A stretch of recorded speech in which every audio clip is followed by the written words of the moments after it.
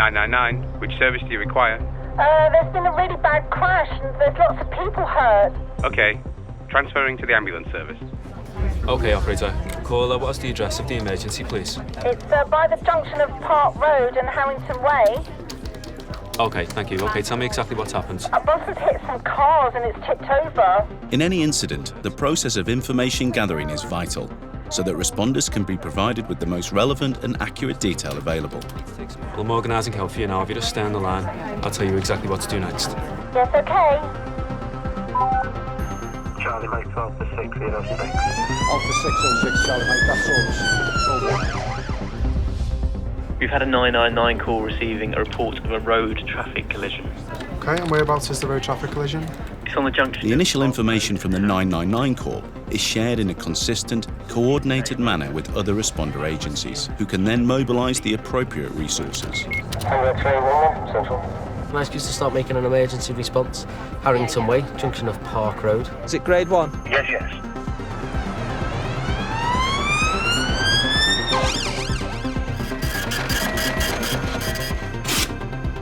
Mike 19 Papa 1, RTC. First instruct, Park Road, Harrington Way. This accurate recording and transmission of the information will begin to provide first responders with situational awareness and assist them in making informed decisions as they arrive on scene.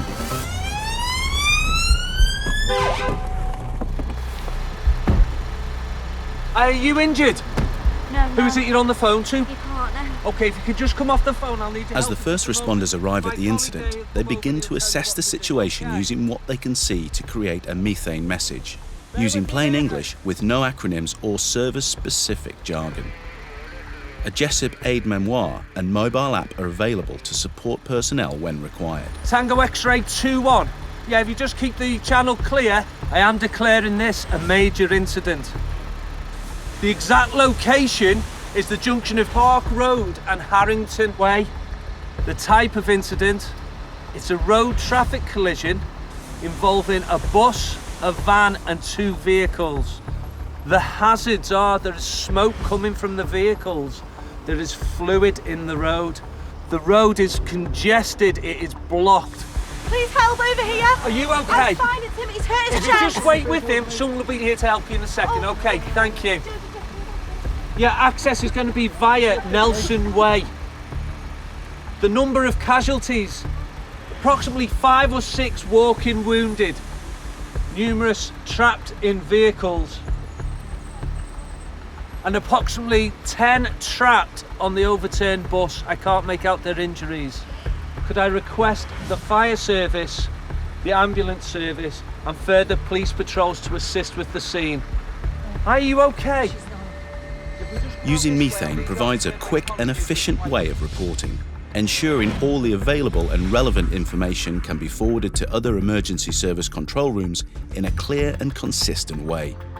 From a controls perspective, JESIP's important because it does give a structured approach to the way that they work on the incident ground, and also through the methane messaging procedure, it gives us a full understanding of what's actually happening out there.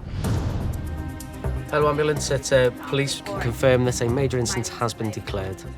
Police control now contact the other emergency services, updating them using the methane report to provide a fast and accurate picture of the incident.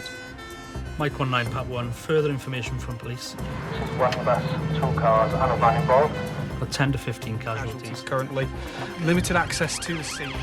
Ensuring that the information being shared is consistent provides a more accurate and detailed picture across all responding agencies, helping to build shared situational awareness and ensuring an appropriate response. Yes, message received, control, proceed to incident. Because of the wide variety of incidents that we all respond to, ourselves, fire and rescue, and ambulance, you've got to have a process that helps us all work together. JESIP training gives all the responders the same information, so at the start of an incident, everybody is already versed in the same information. Bravo X-ray 1969, receiving over. Charlie Mike to Operational Commander, you're mobilising to reports of a road traffic. As the first responders are on their way, operational commanders will be notified of the incident and will mobilise to the scene. RTC. Cheers, thank you, bye. More emergency responders arrive to what has now been declared a major incident. Guys, what we've got is a 6-vehicle road traffic collision. There's a bus turned over onto its From the first responders on scene, someone will take initial command, assess the situation with other agency personnel, and together make immediate tactical decisions accordingly. Can I confirm we have a sterile access and egress route for our vehicles? I've got 2 officers on Nelson Way. They've got a blockage in there for you, so you have got that. Okay, thank you. Okay, great. We just need to agree who's going to take the lead for the coordination of this incident. I think it should be the fire service. I'm happy with that. Okay, I agree with it as well. We'll use this here as our forward command post. Be back in 15 minutes. Okay. Okay. The commanders have now agreed which service will lead the coordination. They have identified their priorities and set further meetings. Personnel from each service are working together to achieve the same operational goals. And commanders continue to liaise with each other in this dynamic and changing environment. The JESIP principles mean that we talk the same language, behave the same ways, and that just really helps us make an effective contribution to incidents. As a Category 2 responder at Manchester Airport, working alongside our Category 1 responders, it's vitally important that we understand how they work and how they operate. It's critical that we all work together so that we're all working along the same principles and all understand the risk. We are able to go to strategic and tactical coordinating groups and understand far better now exactly how heads of those fora approach disruptive challenges, and we can make a more effective input as a result. Arriving on scene, operational commanders will seek out their respective initial commanders. And the traffic management. Okay, I'll take over at this point, Dan. If you can go as sector commander for me and manage the execution of the incident, please. Will do. As further operational commanders arrive, they will co-locate with each other at an agreed forward command post. They will be identifiable by the wearing of specific tabards. Having confirmed with each other that this has been declared a major incident, commanders will utilise the Joint Decision Model, or JDM, a 5-stage process which continues throughout the duration of the incident. Using the JDM helps bring together all the available information, reconcile any potential differing in priorities, and enable effective decisions to be made. You've given us an update on the information and intelligence that we currently have. In gathering information and intelligence from all relevant and available sources, commanders and other personnel should use plain English with no acronyms or jargon. From our perspective, really, we've got paramedics working on the scene in the cars at the moment, but obviously... They will use this information to coordinate by agreeing the lead agency, identify priorities, resources, capabilities and limitations in planning an effective response. Clearly, it's a fire scene currently. I think right now we probably would look at a police lead on this to ensure overall coordination. That gives you the space now to get on with the actual rescue. Would you be in agreement with that, Steve? Yes, I would. Yeah, we'll deploy. Commanders will then assess risks and develop a working strategy. This gives them a common understanding of the threats and hazards ahead, allowing informed decisions on deployment and risk control measures to be made. Looking at our overall risks and threats in this, from your perspective, what have you got? The risk at the moment is the stability of the coach. We have got seriously injured people in there, so we need the stability of the coach really. Yeah. Our crews are working on the stability now. We're just putting a stab fast in place. Sorry, you just have to explain that for me. Use plain English on that one. Okay, it's a method of stabilising the vehicle that we use. The command team will also need to ascertain what legal powers and relevant policies and procedures are applicable to this particular situation. Clearly, from my perspective, that is the #1 priority, Article 2, save life. But yeah, it is a crime scene, and where possible, people need to be forensically aware around this. Is you be in agreement with that? Yeah. Having assessed the risks and established the appropriate procedures, they will develop a range of options and contingencies to resolve the incident. In jointly agreeing on what the most appropriate option is, the commanders take a collective action, utilising their relevant resources. The primary aim of all decision-making must be to save lives and reduce harm. As the incident continues, commanders' shared situational awareness will be constantly updated via methane. Steve, when I first got my briefing, it was 10 to 15 casualties. Have you got a further update on that? Yeah, we've done a further triage. We've got 3 trapped patients in various vehicles, 10 on the bus. New information or changes will be updated through a revised methane report and shared via control centres to ensure a current and relevant level of shared situational awareness amongst responder agencies. The principles help. It gives us a formalised structure to work together. So we all know to co-locate, to coordinate, to communicate. We've all got a joint understanding of risk. And then because we've got all that and we're all together, we've got that shared situational awareness. The application of the principles for joint working will often, but not always, be followed in the order in which they are presented. In the initial phases of an incident, the joint decision model may be used to structure a briefing.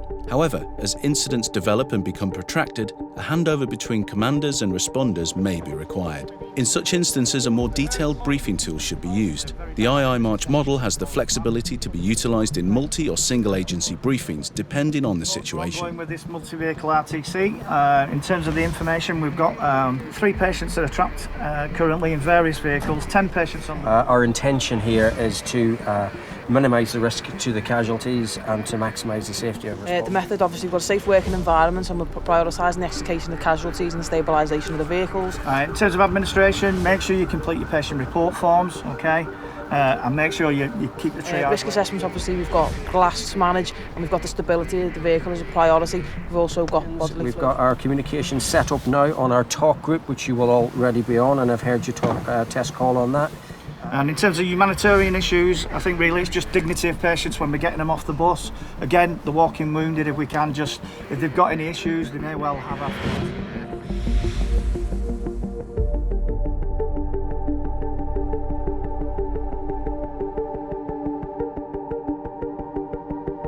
Taking gas! Hello mate, hello, my name's Paul, I'm from the Heart team. Okay, we're going to look after you. Each agency integrates the agreed working strategy into their ongoing activities. Based on a full understanding of the situation and the risks involved, they are able to work towards resolving the incident safely and successfully.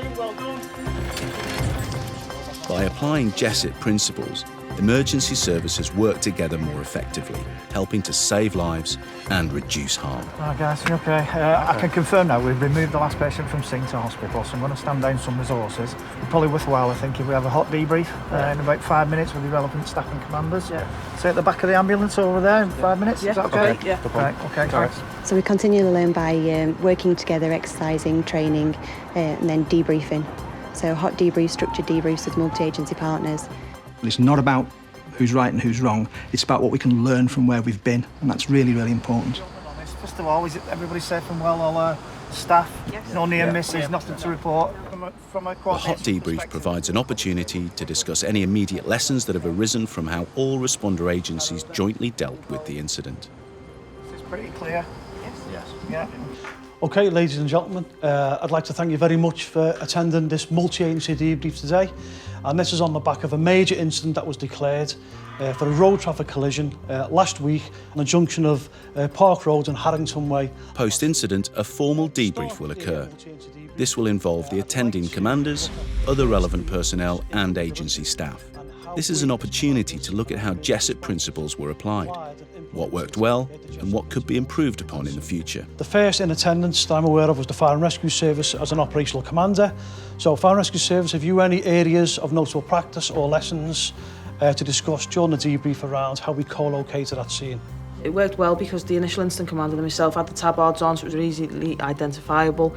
And then we had the blue light. This collaborative, multi-agency discussion helps ensure that the lessons identified are noted and shared in a consistent way, so that we have the opportunity to learn from them and continually improve our response to incidents.